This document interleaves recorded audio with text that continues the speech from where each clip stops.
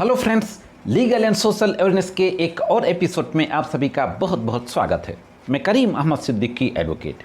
साथियों, क्या किसी भी अदालत के द्वारा किसी आरोपी की जमानत एप्लीकेशन की सुनवाई करते समय क्या इस तरीके की कोई शर्त लगाई जा सकती है जिसका कि पालन करना लगभग मुश्किल हो, लगभग असंभव हो?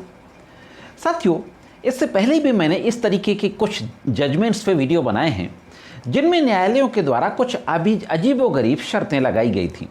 उन शर्तों को हालांकि सुप्रीम कोर्ट और हाई कोर्ट के द्वारा निरस्त भी कर दिया गया था।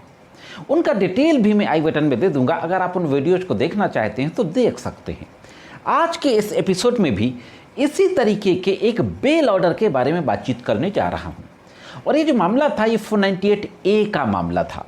तो दोस्तों, बहुत महत्वपूर्ण जानकारी है, जुड़े रहे आखिर तक। देखते हैं कि पूरा मामला क्या था और सुप्रीम कोर्ट के द्वारा किस तरीके का आदेश पारित किया गया और हाई कोर्ट के द्वारा जमानत आदेश में जो शर्त लगाई गई थी उस शर्त के बारे में सुप्रीम कोर्ट के द्वारा कौन सी गंभीर टिप्पणी की गई।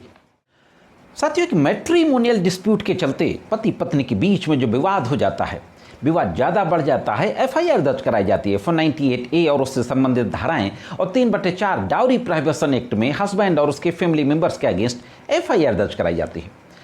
हालांकि 498A में अरेस्टिंग नहीं होती है, लेकिन हस्बैंड को कहीं से लगता है कि पुलिस अरेस्ट ना कर ले और हस्बैंड के द्वारा, बिहार का मामला था, पटना हाई कोर्ट के समक्ष एंटीसिपेटरी बेल के लिए एप्लीकेशन मूव की जाती है।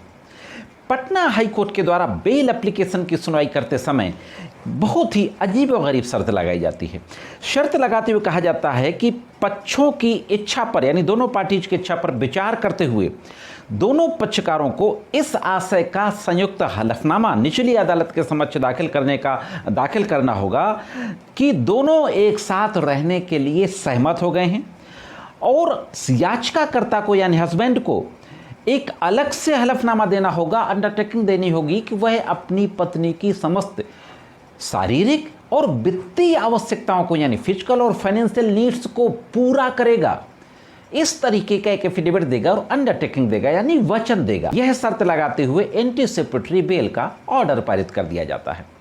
अब पटना हाई कोर्ट के एंटीसिपेटरी बेल के इस ऑर्डर में लगाई गई शर्त, जो कंडीशन इम्पोज की गई थी, उससे एग्रीड होकर के हस्बैंड के द्वारा सुप्रीम कोर्ट का रुख किया जाता है। देखते हैं दोस्तों कि सुप्रीम कोर्ट में क्या होता है। साथ ही जो मामला सुप्रीम कोर्ट गया था, क्रिमिनल एसएलपी दाखिल की गई थी पटना हाई कोर्ट के ऑर्डर के खिलाफ, उसका नंबर है 2011/2024 Sudeep Chatterjee versus state of Bihar. और अभी 2 अगस्त 2024 का जजमेंट है, बहुत ही रिसेंट जजमेंट है ये। पटना हाई कोर्ट के आदेश के खिलाफ एसएलपी जो दाखिल की जाती है सुप्रीम कोर्ट में, और वहाँ पे आर्गूमेंट किया जाता है कि हाई कोर्ट ने यह कंडीशन जो इम्पोज की एंटीसिपेटरी बेल ऑर्डर में, यह गैर ज़रूरी कंडीशन है और इसका पालन करना लगभग इम्पॉसिबल है, मुमकिन नहीं है। और उस शर्त को हटाने के लिए प्रेयर की जाती है जो पटना हाई कोर्ट ने लगाई थी एंटीसिपेटरी बेल ऑर्डर में। अब दोनों पक्षों का आर्गूमेंट सुनने के बाद पटना हाई कोर्ट के ऑर्डर के खिलाफ सुप्रीम कोर्ट के न्यायमूर्तियों के द्वारा बहुत ही गंभीर टिप्पणी की जाती है। तो देख लेते हैं दोस्तों कि सुप्रीम कोर्ट के न्यायमूर्तियों के द्वारा कौन सी टिप्पणी की जाती है। साथियों, सुप्रीम कोर्ट के न्यायमूर्ति जस्टिस CT रवि कुमार और जस्टिस प्रशांत कुमार मिश्रा की बेंच के द्वारा इस मामले की सुनवाई की जा रही थी। न्यायमूर्तियों के द्वारा कहा जाता है कि यह बहुत ही दुर्भाग्यपूर्ण है, इस तरीके की शर्तें लगाना दुर्भाग्यपूर्ण है। कोर्ट ने कहा कि यह सावधानी से किया जाना चाहिए, खासकर जब दंपति जिनके बीच में तलाक की कार्रवाई चल रही है साथ रहने के लिए गर्मजोशी से सुलह करने और फिर एक साथ रहने के प्रयास करते हुए सहमत हो गए हों, तो बहुत सावधानी से किया जाना चाहिए। इतनी क्रूरता थी कि दोनों के बीच में डिवोर्स का केस पेंडिंग था, लेकिन ऐसी स्थिति में भी अगर दोनों लोग गर्मजोशी के साथ सुलह करके साथ रहने को तैयार हो गए हैं तो ऐसी शर्त नहीं लगाई जाना चाहिए। बेंच ने कहा कि यह शर्त ना सिर्फ अव्यवहारिक है बल्कि इम्पॉसिबल भी है, असंभव भी है अव्यवहारिक के साथ साथ। सुप्रीम कोर्ट की बेंच ने आगे कहा कि किसी को इस तथ्य से अनभिज्ञ नहीं होना चाहिए कि एक लड़का या लड़की के माता पिता और भाई बहनों के अलावा और भी रिश्ते होते हैं, और भी रिश्तों में बंधा होता है, और वो रिश्ते अपनेपन के कारण या अपनों के कारण तोड़ा नहीं जा सकता, क्योंकि सामान्य रिश्तों को भी उसी सौहार्द से आगे बढ़ाना चाहिए। साथियों, कोर्ट ने और एक महत्वपूर्ण बात कही कि दुर्भाग्यपूर्ण उदाहरणों को देखते हुए, विशेष रूप से उन मामलों में जहां वैवाहिक मतभेद के अलावा कुछ नहीं है, हम इस दृष्टिकोण को दोहराना चाहते हैं कि अदालतों को गिरफ्तारी पूर्व जमानत दिए जाने पर जमानत देते समय शर्तें लगाने में बहुत सावधानी बरतना चाहिए। दोस्तों साथियों, कोर्ट के द्वारा श्री गुरबख्श सिंह सिब्बिया बनाम पंजाब राज्य जो 1980 में डिसाइड हुआ था, इस केस का हवाला दिया जाता है। साथ ही परवेद नूरदीन लोखंडवाला बनाम स्टेट ऑफ महाराष्ट्र 2020 का केस था, इस केस का भी हवाला दिया जाता है।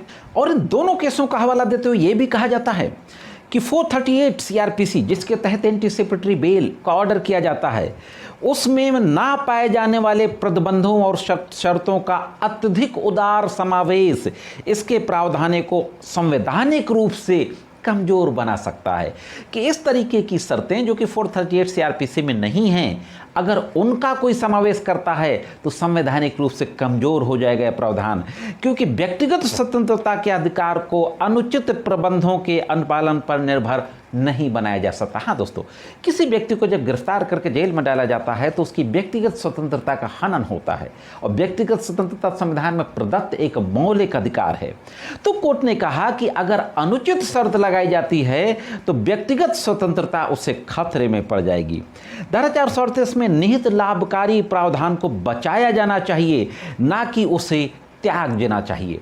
इसी के साथ साथ साथियों, कोर्ट ने एक बहुत महत्वपूर्ण कहावत कही, जिसको लैटिन मैक्सिम बोलते हैं। कहावत ये कही कि लेक्स नॉन कॉगिट एड इम्पॉसिबिलिया। इसका मतलब होता है कि कानून किसी व्यक्ति को ऐसा करने के लिए बाध्य नहीं कर सकता जो संभवतः नहीं किया जाना चाहिए, या जो संभवतः असंभव हो वो व्यक्ति नहीं कर सकता।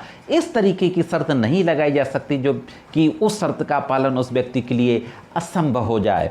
और इस तरीके की तमाम गंभीर टिप्पणी करते हुए सुप्रीम कोर्ट की बेंच के द्वारा यह जो कंडीशन इम्पोज की गई थी, इस शर्त को खारिज कर दिया जाता है। जो पति के द्वारा हलफनामा और अंडरटेकिंग ली गई थी, वचन लिया गया था पत्नी की समस्त शारीरिक और वित्तीय आवश्यकताओं को पूरा करने के लिए, उस शर्त को निरस्त कर दिया जाता है और जमानत को पूर्ण मान लिया जाता है। साथियों, तो ये थी दोस्तों एक महत्वपूर्ण जानकारी। इससे यह जरूर निकल करके आया कि बेल में, चाहे एंटीसिपेटरी बेल हो, चाहे रेगुलर बेल हो, चाहे इंटरिम बेल हो, किसी भी न्यायालय के द्वारा इस तरीके की कोई उटपटांग शर्त नहीं लगाई जा सकती। कई मामलों में अजीबोगरीब शर्त लगाई गई, मैंने पहले बताया था। मैं उन वीडियोस का लिंक भी आई बटन में दे दूंगा, आप डिटेल में देख सकते हैं। तो दोस्तों, ये थी एक महत्वपूर्ण जानकारी। कैसे लगी कमेंट्स करके जरूर बताएं। आज के इस एपिसोड में सिर्फ इतना ही। मिलते हैं किसी अन्य एपिसोड में कानून की कुछ अन्य जानकारियों के साथ। तब तक महत्वपूर्ण कानूनी जानकारी के लिए देखते रहें लीगल एंड सोशल अवेयरनेस।